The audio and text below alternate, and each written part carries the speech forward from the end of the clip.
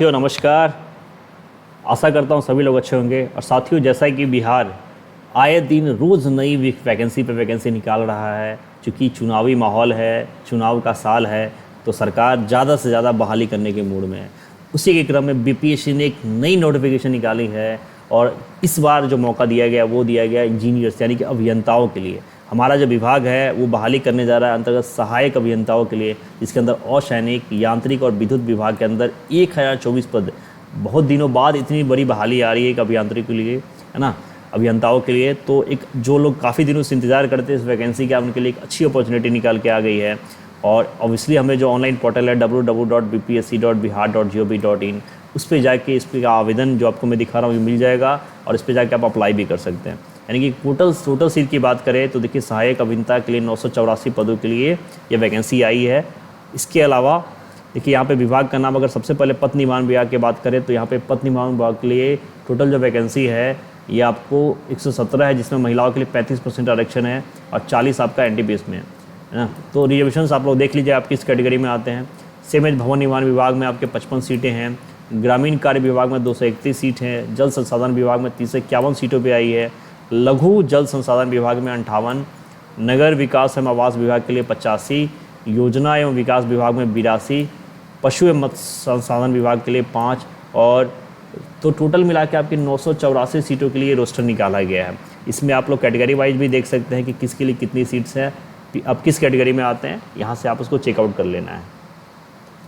दूसरी जो आई है 36 पदों के लिए आपकी सहायक अभियंता यांत्रिक के पद पे आई है ना, जिसके अंदर पथ निर्माण विभाग में आपके 12 सीट हैं, भवन विभाग में 3, लघु जल संसाधन विभाग में 4, नगर विकास एवं आवास विभाग में 17, यानी कुल मिलाकर 36 पदों के लिए आया है। और सहायक अभियंता विद्युत के लिए टोटल 4 पदों पे आई है, जिसके अंदर नगर विकास एवं आवास विभाग के लिए 4 वैकेंसी है। तो 1024 सीटों के लिए आई है। फ्रेंड्स, यहाँ पे अगर हम बात करें वेतनमान का तो आपको लेवल 9 का ग्रेड पे मिलने वाला है 5400 का। तो समझ सकते हैं कि कितनी अच्छी पे स्केल्स पे बहाली होने जा रही है। शैक्षणिक योग्यता आप किसी भी भारतीय विश्वविद्यालय से आईआईसीटी अप्रूव से आपके पास सिविल और यांत्रिक या फिर विद्युत अभियंत्रण में डिग्री, बैचलर डिग्री यानी कि इंजीनियरिंग की डिग्री होनी चाहिए। इसके अलावा विश्वविद्यालय अनुदान आयोग द्वारा आपके पास सम विश्वविद्यालयों से अगर डिम्ड से भी अपने मात्र नियमित रूप से संचालित पाठ्यक्रम उपाधि की है, न कि दूरस्थ शिक्षा से, तो आप अप्लाई कर पाओगे, यानी कि डिस्टेंस वाले यहाँ पे एलिजिबल नहीं है। ठीक है, तो ये ध्यान रखना है। इसके अलावा देखिए कुछ टिप्पणी दी गई है, जो व्यक्ति अस्थायी या स्थानापन्न रूप में परीक्षमान रूप में सरकारी सेवा में हो, यानी कि अगर पहले से गवर्नमेंट में है तो वह इस नियम के उपबंधों का अधीन सीधी भर्ती के लिए आवेदन कर सकेगा। यानी कि निम्नांकित को छोड़कर जो व्यक्ति सरकारी सेवा पर सूक्ष्म वो इस रूप में नहीं होगा, ये ध्यान रखना है। ठीक है, प्रशिक्षित परीक्षकों की बात करें तो देखिए अन्य बातें समान होने पर प्रशिक्षित परीक्षकों को अन्य वृत्ति पर अधिमानता दी जाएगी, यानी कि जो पहले से ट्रेनिंग पीरियड में उनको मान्यता दी जाएगी, उनको रिलैक्सेशन दिया जाएगा। उम्र सीमा की अगर बात करें तो देखिए 1/8/2024 को आपका कम से कम न्यूनतम 21 वर्ष होना चाहिए। इसके अलावा जो रिलैक्सेशन मिलता है गवर्नमेंट की पॉलिसी से आपको मिलेगा। पद का नाम देखिए हमारा है सहायक अभियंता और सैनिक।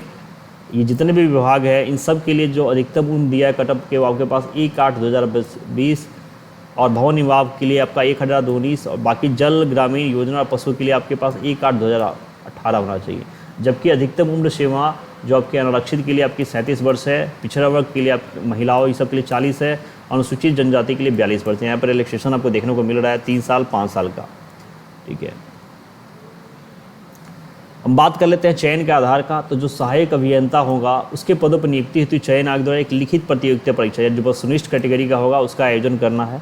ठीक है, जो लिखित परीक्षा है वो 6 पत्रों की होने वाली है, जिसमें 4 पत्र आपके अनिवार्य होंगे और 2 पत्र आपका ऐच्छिक होगा। ठीक है, जो प्रथम 4 पत्र होगा या वो सामान्य अंग्रेजी, सामान्य हिंदी, सामान्य अध्ययन और सामान्य अभियंत्रण से रिलेटेड होगा। ठीक है, और 2 ऐच्छिक पत्र जो वस्तुनिष्ठ होगा वो आपका सिविल और यांत्रिक और विद्युत अभियंत्रण के अलग अलग से होंगे। इसके अलावा देखिए सामान्य अंग्रेजी और हिंदी के जो पत्र है वो क्वालिफाइंग नेचर के है, जिसमें से कम आपको 30 अंक लाना है, यानी कि इन दोनों में कम से कम आपको 30 अंक लाना है।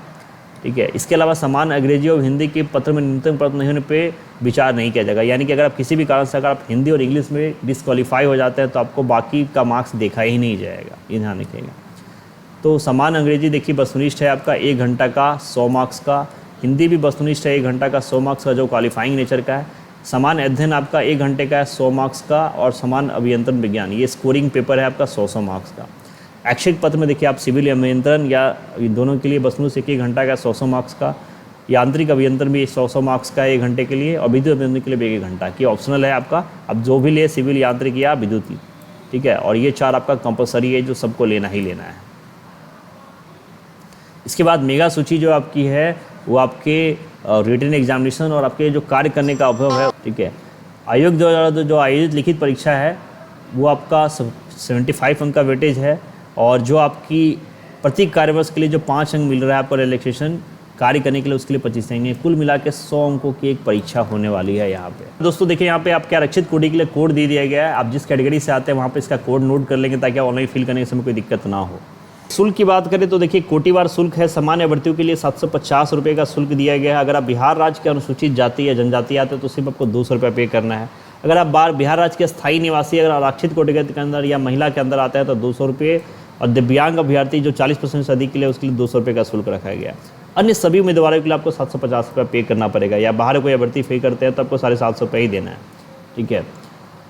इसके अलावा वैसे अभ्यर्थी जिनके ऑनलाइन आवेदन में पहचान पत्र के रूप में आधार नंबर अंकित नहीं किया है, उन्हें बायोमेट्रिक फीस 200 रुपये का अतिरिक्त शुल्क पे करना है। ये एक नोट करने वाली बात है कि अगर आपका आधार से बायोमेट्रिक नहीं ऐड है तो आपको 200 रुपये एडिशनल देना पड़ेगा ताकि आपको वो बायोमेट्रिक करेंगे। फ्रेंड्स 30 अप्रैल से इसका, यानी कि आज से ही इसका ऑनलाइन एप्लीकेशन चालू होने जा रहा है, और इसकी अंतिम तिथि होने वाली है 28 मार्च 2025। हम पूरी कोशिश करेंगे कि आपके लिए हमने एक डिटेल वीडियो भी बनाया कि कैसे फॉर्म फिल करना है, ठीक है। तो 28/5 तक इसका फॉर्म फिल कर सकते हैं, लेकिन लास्ट डेट का इंतजार हमें नहीं करना है। जितनी जल्दी अगर आप एलिजिबल है तो इस फॉर्म को फिल अप करेंगे। इसके अलावा देखिए फ्रेंड्स, आपको फिल करने के लिए यहीं पे जाना है www.bpsc.bihar.gov.in पे। ऑनलाइन आवेदन में आप लोग मल्टीपल फॉर्म्स भरते होंगे जहाँ पे फ़ोटो का साइज हो, सिग्नेचर का साइज हो, ये सारी चीज़ें और सारे दस्तावेज की सॉफ्ट कॉपी आपको पहले से रखनी है ताकि आप उसको वहाँ पे अपलोड कर सकें, ठीक है। देखिए यहाँ पे आवेदन करने की प्रक्रिया दी गई है। सबसे पहले आपको 1 टाइम रजिस्ट्रेशन करना है। कहाँ? बीपीएससी की वेबसाइट पे। OTR तो करना ही करना है। अगर आपने नहीं किया तो आपको न्यू यूज़र रजिस्ट्रेशन पे क्लिक करना होगा, ठीक है, ताकि उसी OTR से भविष्य में भी आप फिल कर पाएंगे। OTR किसी भी परीक्षा के लिए एक आवेदन नहीं है, ये केवल आपका जानकारी एकत्र करता है, आपको बार बार नहीं भरना पड़ेगा, ठीक है। OTR करने के लिए आपको email ID, mobile number mandatory है, क्योंकि उसी के इनबॉक्स में आपको या OTP जाता है। इसके बाद जब आप OTR कर लेंगे तो फिर आप बाकी वहाँ पे BPSC ऑनलाइन डॉट पे जाके वहाँ पे जो रजिस्ट्रेशन का ऑप्शन आएगा वहाँ से आप इस फॉर्म को फिल कर पाएंगे। तो फ्रेंड्स हमने सारी जानकारी देख ली है। इसके बाद के वीडियो में हम लोग कवर करेंगे किस तरह से हमें फॉर्म फिल करना है, क्योंकि यहाँ पे रिटन आपको समझ में नहीं आएगा। हम लोग करके देखेंगे कैसे हमें फॉर्म फिल करना है, कैसे इसका हम प्रोसेस कर सकते हैं। तो चैनल पर नया है तो दोस्तों तो प्लीज़ सब्सक्राइब जरूर करिए ताकि हम आपके लिए ऐसे वीडियो लेके आते रहें और आपके लिए एक नए जॉब्स हक का इन्फॉर्मेशन आपको हमेशा मिले और आप उसमें चूके नहीं। तो मिलते हैं एक नए वीडियो में, एक नए